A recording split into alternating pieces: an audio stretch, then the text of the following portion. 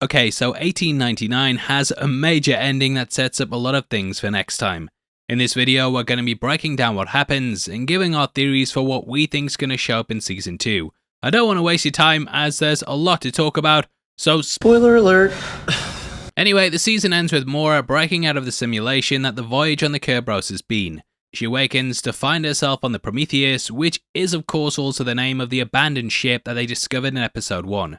Captain Ike found a ship passengers list on the Prometheus that had both their names on it, and this was one of the many clues that they were in fact on the vessel from the beginning. Now to me, the events in the series very much work as a metaphor for what's going on in the real world. Maura was of course looking for her brother who was on the Prometheus, and this extends to what we discover at the end. Just in the same way that the Kerberos was heading out to New York, I think that the passengers are heading out to a new planet in order to start a new life. This is demonstrated in the text log that we see at the end, which says survival mission along with a list of 2 coordinates. Clearly chronicling a journey, I think that both the events on the Kerberos and what we learn may very much parallel each other. Maura is looking for her missing brother, and she ends up discovering the truth about him at the end, showing she's at least completed this mission. Now I think that the thing the passengers are doing on the Kerberos are also what they're doing in real life. For example, Lucian will be travelling to this new planet to get life-saving surgery that will stop him from having seizures. Ramira and Angel could be escaping persecution for their sexuality, and so on and so forth. Because of this, I also think it hints at what's going on with Elliot. In the series, we discover that Maura's father built an asylum to study her mother, who was suffering from a decline in her cognitive abilities. He wanted to understand the human brain more, and it is possible that Elliot gained the same condition. Maura very much mirrored her father, and along with her husband Daniel, she could be seen keeping Elliot in a simulation. Now my guess is that it will be revealed in Season 2 that he's either dead or at least at death's door. The simulation could have the ability to alter one's perception of time, and just in the same way that one can live out days in a dream, it is possible that time works differently in a sim as well. She may potentially be prolonging the time that she has with Elliot through keeping him imprisoned in a simulation that she can visit and loop. This is of course similar to the beetle Alfred that Elliot found. Maura told him it was cruel to keep it in a cage, but this is clearly a lesson that she's ignored for herself. Even Daniel thinks that the child should be set free, and instead of being allowed to exist in the real world, he's forced to remain in this prison because Maura can't let go. During the many death scenes on the ship towards the end, Maura's father talks about how people refuse to let go of the attachments they have, and this is very much echoed in her. Now I'm still unsure over whether Elliot is dead or not, and potentially Maura's taking him to this new destination in order to try and find a cure. This would be similar to what's happening with Lucian, and who knows, Lucian might even be Elliot. He's stuck with a woman he doesn't want to be with, and has been forced to live a certain way. Big reach there, yeah, but it's just something I noticed with the similarities. Now Elliot being dead is of course represented by the fact that his room is beneath a child's grave that exists at Maura's home. However, the way he acts in the simulation makes it seem like he's a real person, and Maura's father even reveals a lot of things to him. He would be someone who would know if the child was really dead or not, so doing this would be a waste of time for him if he in fact was. The child's room being in the grave could maybe be a metaphor of how he's got one foot in the grave, and the access back and forth may symbolise that he's at death's door rather than being there.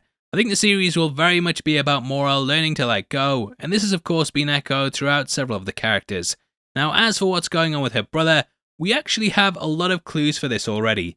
In the series we learn that their father is the owner of the company that refurbished the Prometheus and also the Kerberos. I think this is very much the case in real life, with him also owning the company that the Prometheus belongs to. Anyway, Ciaran likely launched a coup to take over control of this, and he trapped both his sister and father in a simulation in order to launch his plan. Say Maura was taking Elliot to get cured, this would give him an opportunity to launch his plan to trap her in a sim.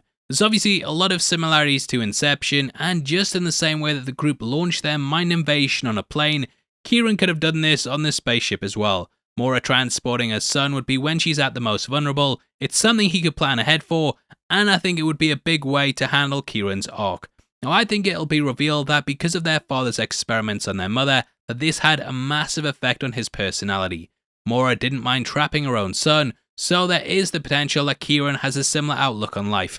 He's likely carrying out experiments on the passengers whilst keeping them trapped in these loops and running through his own tests that push the brink of their sanity. Their father carried out experiments to try and understand the human brain, and he may be doing a similar thing through the use of simulations. Now it seems like his plan might even involve Maura, as he leaves a jokey note behind and even reaches out to her. I think he will want to make her more of an ally in his coup to take control from their abusive father, and that he'll see her as someone who should join him rather than being against him.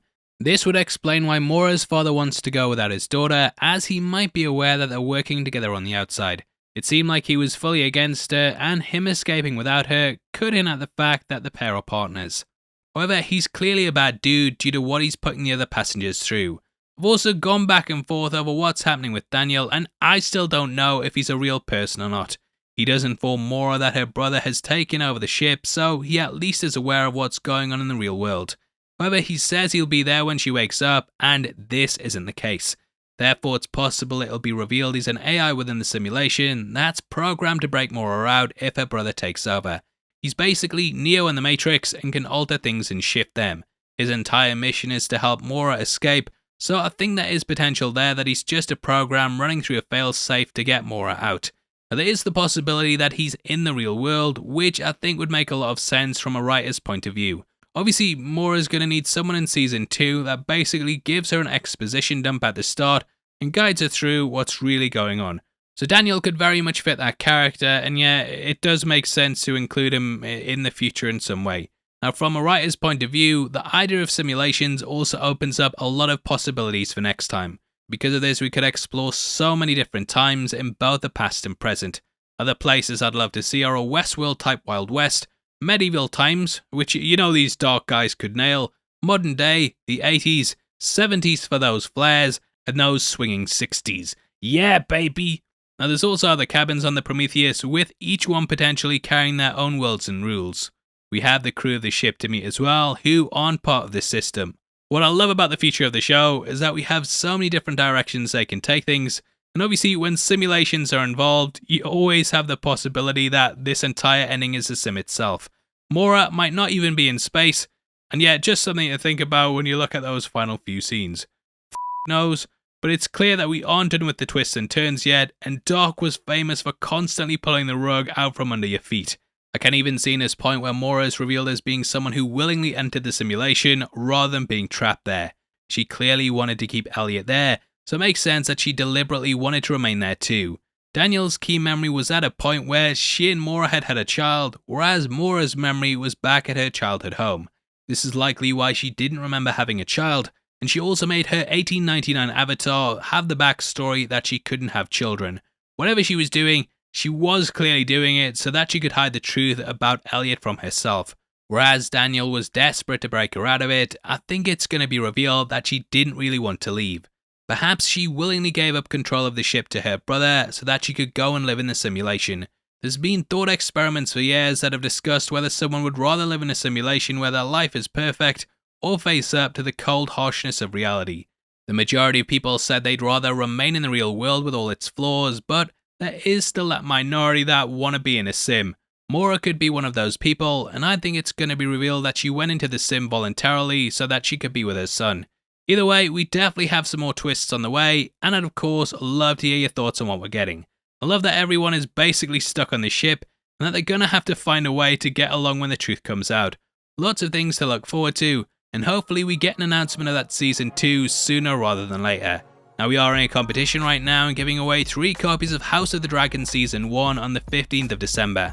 All you have to do to be on the chance of winning is like the video, make sure you subscribe with notifications on, and drop a comment below with your thoughts and theories. It's one big theory time for you, and yeah, make sure you drop them below. Now if you want something else to watch, then make sure you check out our breakdown of the ending, which will be linked on the screen right now.